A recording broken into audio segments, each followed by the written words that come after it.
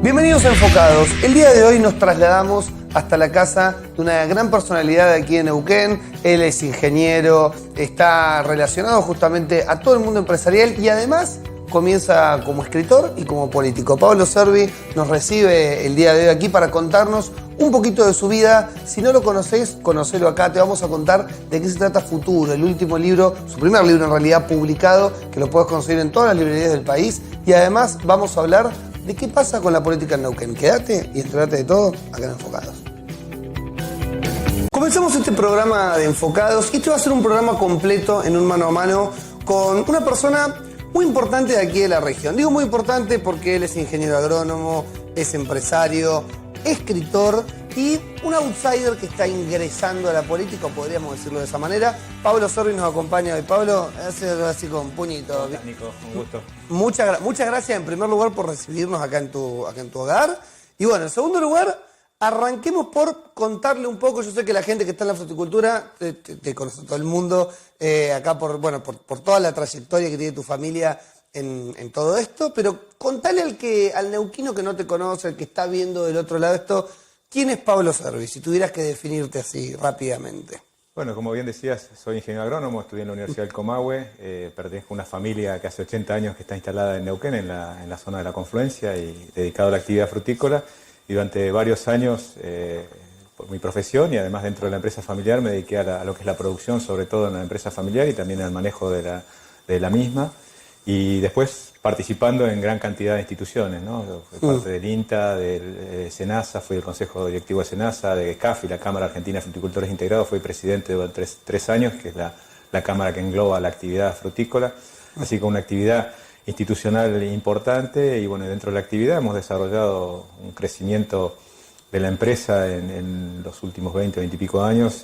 Mi padre falleció cuando yo era joven, tenía 26 años, hacía 3 que me había recibido. Y me tuve que hacer cargo de buena parte, sobre todo la producción, que era lo que él más estaba. Y bueno, gracias a Dios logramos acomodar la empresa en su momento. Año 98 falleció mi padre, en 99 muy difícil.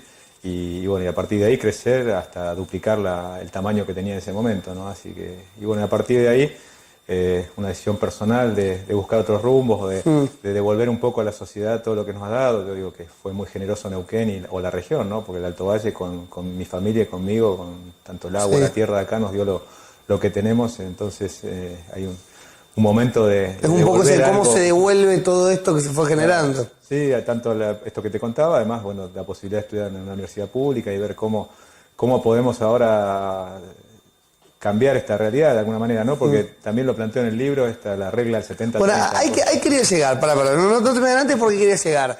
En algún momento de esto de volver a la sociedad y encontrar cómo devolver un poco todo eso, lo conocés a Pechi, que me parece que es una de las personas que te a ver, esto es desde mi lugar, vos decime si me equivoco o no, pero Pechi, en tu vida, ¿cómo te acercó? ¿Te acercó a la política? ¿Te acercó a la idea de escribir el libro? ¿A qué te acercó Pechi? Y bueno, en ese momento, digamos, buscando dónde incorporar y cómo, esto te contaba hoy, cada vez el entorno influye más en lo que vos haces, ¿no? En la actividad. Uno, el 70-30 hablo de la regla, que el 70 lo hace el entorno y el 30 lo que haces dentro de la actividad. Entonces, la idea es que para modificar el entorno tenés que estar en un lugar donde se tomen decisiones y creo que la política es la herramienta de transformación. Bien. Y en algún momento me acerco a trabajar en un equipo técnico, ¿no?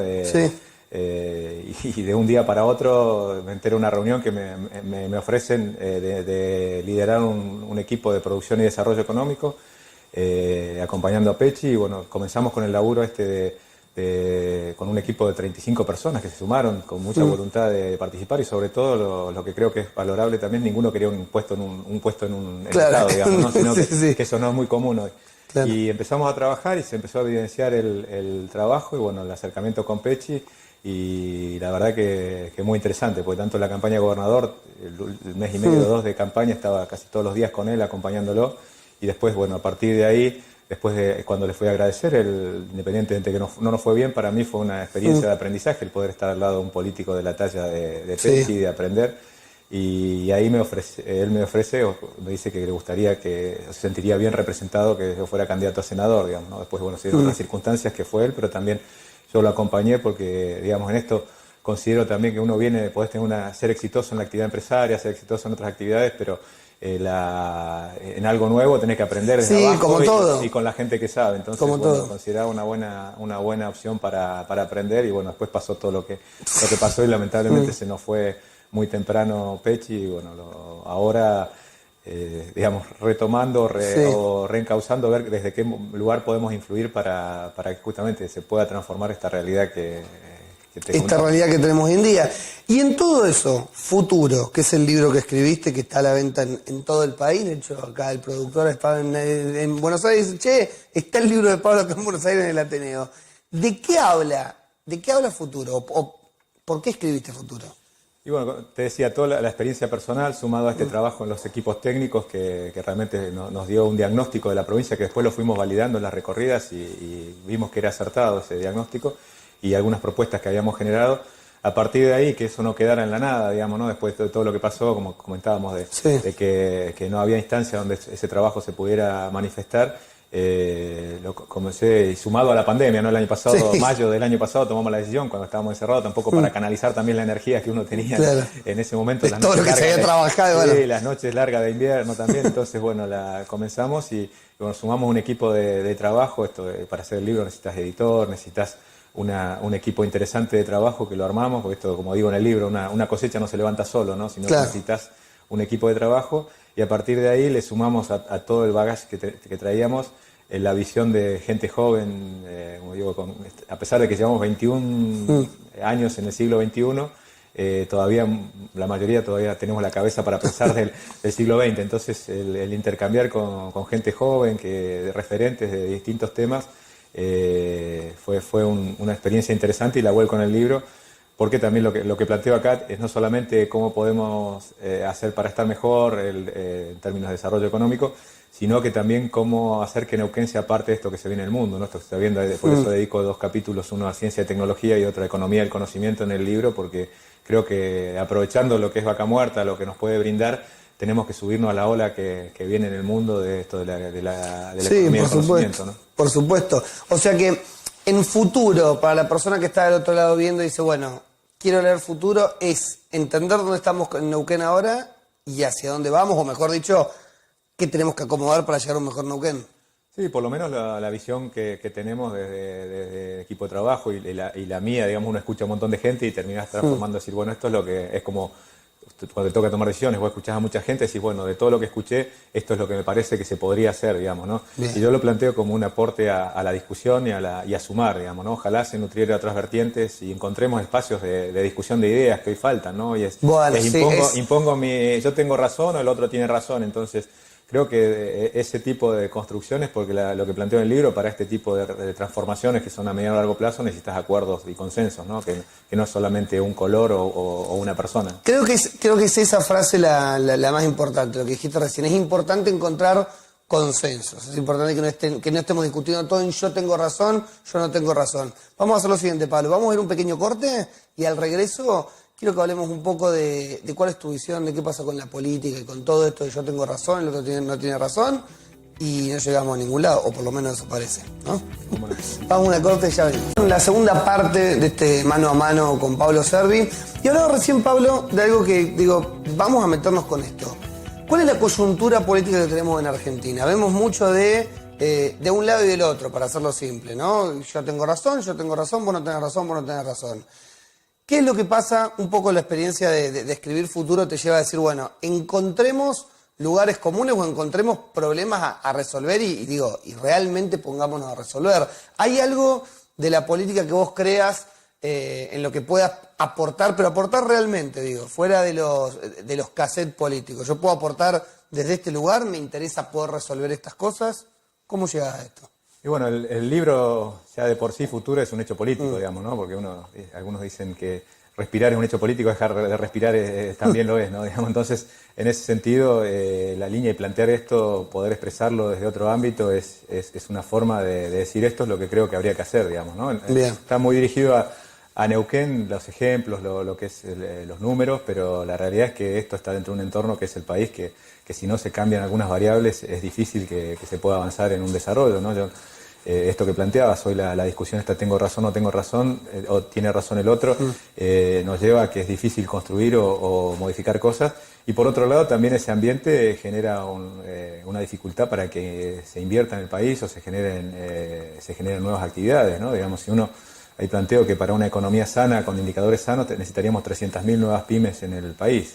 Está bien, tenemos la pandemia, pero la realidad es que hoy con la situación como está es difícil que aparezcan nuevas empresas. No, sí, Entonces, pero a ver, sin irnos más lejos, Brasil, que está acá al lado, no tiene estos problemas económicos. Y también tiene la pandemia y también está viviendo por la misma situación que estamos viviendo nosotros y sin embargo, económicamente lo han solucionado de otra manera. Entonces, es tal vez mi visión esta y no sea la visión de todo el mundo, pero me parece que en la Argentina hay falta de voluntades políticas de que la economía realmente funcione, ¿no? O hay muchas trabas. Sí, en ese sentido, bueno, nombrabas a Brasil. Brasil, a partir de Fernando Enrique Cardoso, tiene una línea trazada hacia donde quiere ir el país. Y ha habido gobiernos de Lula, Bolsonaro en este momento, pero la misma sociedad le marca una línea que es la que se fijó hace unos años. Y creo que ese es el problema también de Argentina, ¿no? Vamos de una banquina a la otra banquina, no tenemos una línea que también eso como sociedad es la responsabilidad, porque muchas veces se habla de los políticos, pero también los políticos son el resultado de la sociedad, ¿no? Entonces, si no marcamos como sociedad la cancha, una línea hacia donde queremos ir a mediano o largo plazo, es difícil después que quien esté de turno o que pasen estas cosas que estamos viendo hoy, ¿no? Que cada uno se siente dueño de la verdad o de ir para donde considera, digamos, ganar las elecciones parece que fuera que una vez que ganaste, que no, ni siquiera con la mitad de la población, decido hacia dónde vamos. Y esto creo que también es un tema que a democracias jóvenes como las nuestras nos cuesta, que es el respeto a las minorías, ¿no? Sí, acá como que la política estaba enfocada en ganar elecciones y no en mejorar el país y no en que el país salga adelante y no en ganar generaciones, es ganar elecciones y no ganar generaciones. A ver, hay una necesidad que creo que ahora la pandemia lo único que hizo fue acelerar una debacle en la que ya veníamos, gobiernos de distintos signos políticos y todo lo que quiera, pero ya veníamos en un lugar complicado en la Argentina. Y hay algunas cosas que hay que hacer que me parece requieren de un costo político también, ¿no? Digo, ¿cómo se negocia el costo político frente a las acciones que realmente hay que hacer? Y ese es un gran tema, ¿no? Estamos en un año eleccionario, se politiza todo, hasta las vacunas, se politiza. Entonces la realidad es, como bien decía, se paraliza la discusión y no se avanza en las reformas que la gente necesita, ¿no? Y también tenemos que tener en cuenta las pandemias, si uno analiza la anterior que hubo en el mundo, que fue la gripe española entre 2018 y 2020, el efecto que tiene ese justo se superpuso con la guerra mundial, pero digamos el efecto que tienen las pandemias las anteriores, que fue en 1830, alrededor de 1830, tiene un efecto casi como una guerra, ¿no? Entonces los cambios que vamos a ver en el mundo son importantes y también tenemos que estar, o sea, discutiendo eso, cómo se va a hacer, cómo se sale y cómo nos adaptamos a las modificaciones que se van a venir en el mundo. Yo creo que estas discusiones internas que estamos teniendo, y ahí lo planteo en el libro, el mundo nos está pasando por arriba, digamos, hoy la economía del conocimiento, un montón de la tecnología, cómo está cambiando las cosas y nosotros estamos encerrados en esta discusión interna de quién tiene razón y la realidad es que el mundo nos está pasando por arriba. Ahora, por ejemplo, a partir de los países del hemisferio norte que ya salieron del invierno, están en verano y que aflojó la pandemia, se está viendo una recuperación importante de la economía. Y esa liquidez que va en el mundo, por eso también el aumento de los commodities, que nos afectando sobre el valor de los alimentos, afectando sobre el nivel de pobreza de la población. Entonces, si no logramos de alguna manera ser parte del mundo y que logramos atraer inversiones para desarrollar Vaca Muerta, para desarrollar otras actividades que necesitamos poner en marcha para justamente contener, porque creo que también hay una concepción como que el Estado produce todo, hasta produce los recursos. Si no los generan las empresas privadas, los recursos para pagar impuestos, tampoco puede funcionar el Estado, sostenerse el Estado elefántico que se ha generado, ¿no? Entonces, y pasa también que en el mundo hay un montón de liquidez, pero Argentina no está en condiciones de atraer ninguna de las inversiones porque pasamos de país de frontera a standalone, ni siquiera estamos en la categoría anterior, o sea, digo, hay serios problemas con los niveles de impuestos que se manejan, con los impedimentos de poder girar dividendos de capitales, porque a ver, si una empresa... Creo que hay que luchar mucho con esta idea de que se puso por una determinada política, ¿no? Pero porque las empresas que vienen de afuera se llevan la plata. En realidad las empresas que vienen de afuera producen, generan trabajo, generan dinero acá y se llevan parte de sus ganancias. Es parte del juego.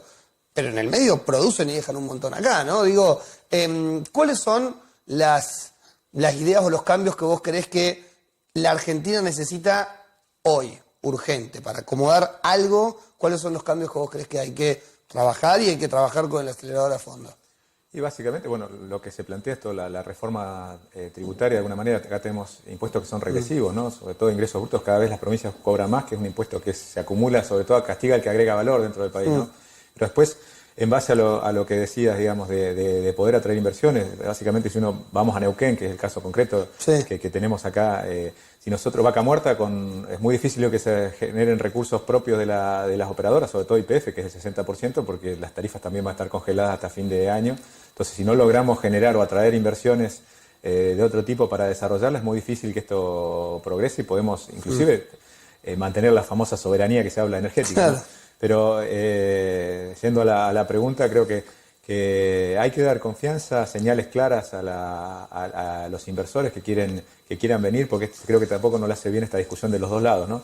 Pero también los mensajes que se está recibiendo esto de antiempresa, digamos que vamos a buscar como también sobre la propiedad privada, avances que son cosas básicas y que están, o sea, que no es, está atacando a la Constitución Nacional, digamos, ¿no? Como las bases que sentaron nuestra nación, que es el respeto a la propiedad privada, digamos, el respeto a las libertades, a la iniciativa, cómo se formó también nuestro país, que aquel que quería progresar en base a su trabajo lo podía hacer. Hoy quizás también, ayer charlaba con gente en las chacras, no se consigue gente para trabajar en las chacras porque, digamos, está bien, es necesario sostener la actividad, pero de alguna manera no hay, al tener estos planes sociales, ingresos, un montón de cosas que a gente que estaba trabajando, hoy no se consigue gente para trabajar o para para avanzar con las actividades. Eso también creo que hay que lograr un equilibrio entre eso. Por supuesto, no discuto que en momentos difíciles hay que salir a ayudar, pero también estamos afectando a la empresa privada que quiere trabajar.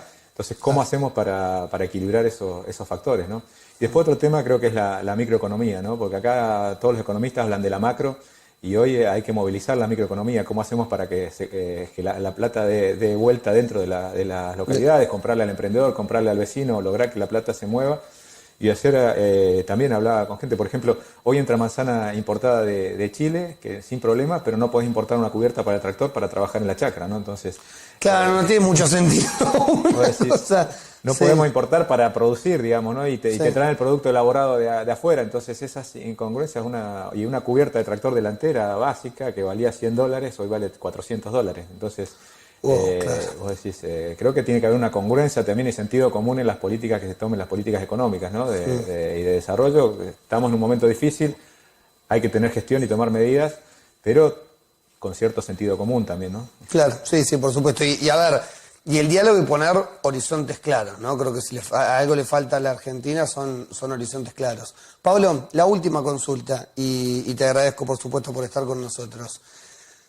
Si vos te candidatearas, yo ya te voy a poner como candidato a la legislativa, son ahora en septiembre. No estamos tan lejos y no estamos tan cerca. Estamos en un punto de intermedio todavía yo sé que ahora me vas a decir que no, que hay que definir un montón de cosas, que faltan las pasos, que hay que verlo. Yo no entiendo. Pero si vos quisieras ser candidato, ¿cuál sería tu principal proyecto? ¿Cuál sería tu principal deuda que vos decís, bueno, yo voy como candidato, no importa por dónde, no importa por quién?